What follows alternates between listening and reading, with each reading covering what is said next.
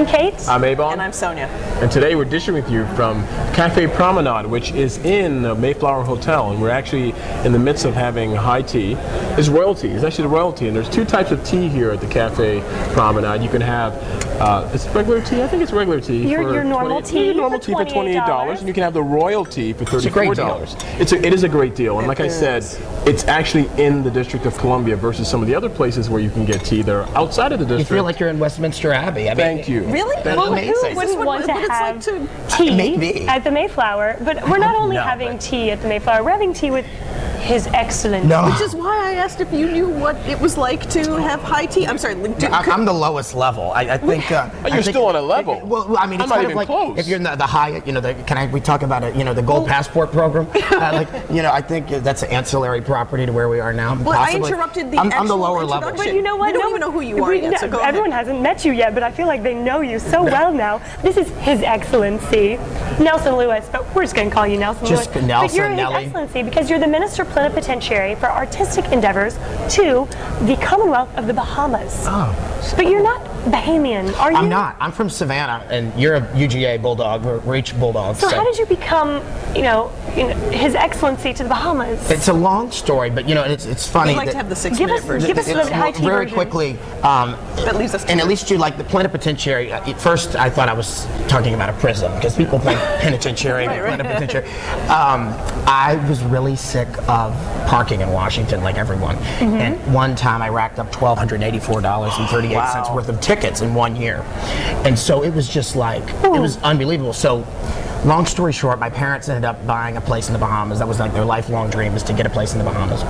That's a great dream. I love that. Able to do that, and so which was great. And I was at 2 months later, last November, at a cocktail party with the then ambassador to the Bahamas.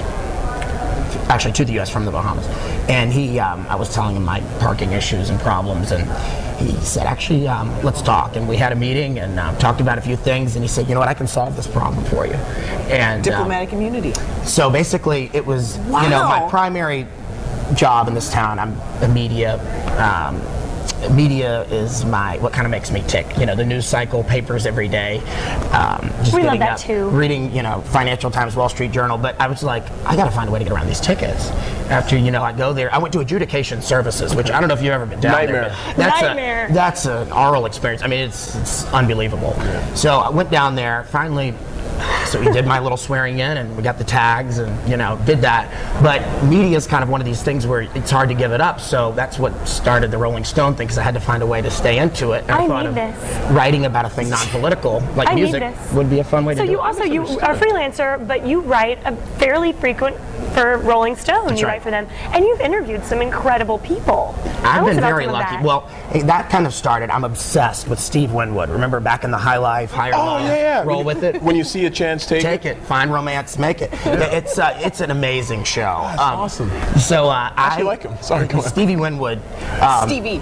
He's gone from the 70s with one of the most innovative rock ensembles of all time, Traffic, to Give Me Some Lovin'. Yeah, Traffic, and then the other he was Blind Faith with Eric Clapton. He was like 18 or 18 years old when he made that song. I'm a Man. Yes. And that kind of cemented his place in rock and roll history. You've interviewed him. You've interviewed him spent twice. Much time with him. Absolutely. Awesome. He got once he was.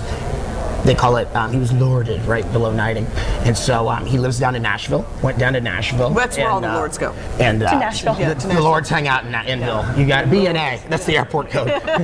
B&A it up in Nashville. But went down there, interviewed him, and then they liked that piece.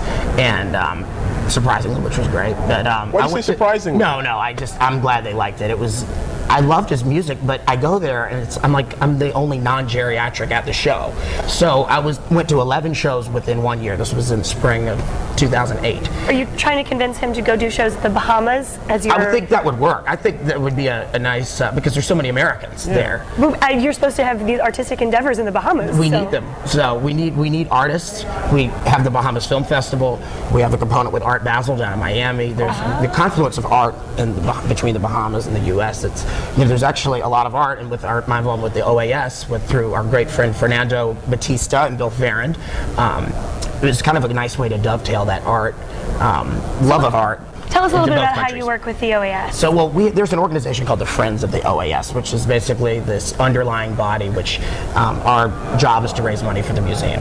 And so this lady, one of the venerable women in town, Barbara Gordon, started in the early 70s, and she's just been a real giant for the OAS. And Barbara, I met at a party at the Corcoran, formerly now it's the Now, but it used to be the Fall Fed. You meet people at parties is the theme here. That kind of is a running theme. Okay.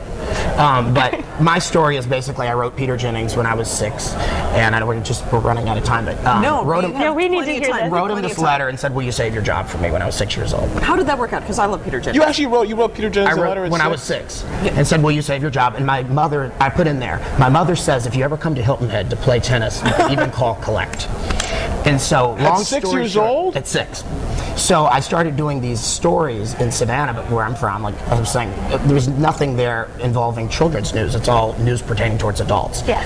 And so I started sending Jennings the tapes, and he would critique them from 95 to 99. What a nice guy. And then he was just a real giant, a humble giant of the industry, real lost. Holy cow! And that's I'm just too blown. sweet. I have no questions to ask you. I'm sitting here listening to you. It's like story time. This is I great. can imagine you in Savannah as a little kid sending these things out. The first one I did, my pants were up to here. Sure. And I made a makeshift shirt with the ABC 22 WJCL card and took that out and just pasted it on the shirt, because back then we weren't HD like the fancy Cage Street Code show. So you actually couldn't tell that it wasn't peaked on the polo. So from that, just kind of moved forward. Worked at Fox for 4 years, and then now just trying to stay in the media part by talking to old musicians. So what musician would you want to interview? Well, I just interviewed last night. Went to the Roger Waters' The Wall concert last night. And that got some cool sound from him. I wanted to do Gaga, but they gave that to a real rock journalist.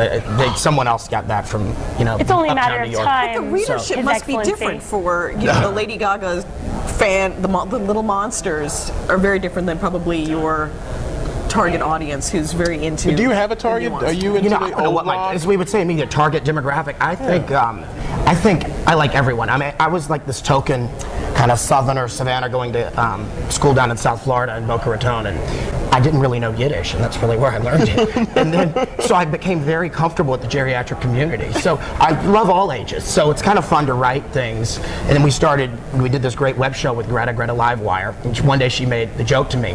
I was having a party when I moved in from Alexandria into DC, and she said, well, don't put the address, and I accidentally said the address of the party. And she said, I hope your building has wheelchair access, because I feel like a lot of people that are watching on the record might be in a nursing home. So, luckily they're not. They're great people. But, it's good to have a sense of humor. So, well, it is good to have a sense of humor, and we're so glad that you have one, because you have just made us laugh coming on. here I'm at the honored table. to be here. This is great. Y'all are great. I love y'all's show. Thank you. If you want to know more about Nelson, we want to know more about Nelson. So he's doing everything. He's His Excellency. He's writing for Rolling Stone. If you have a kid who wants to break into media, send him some tapes.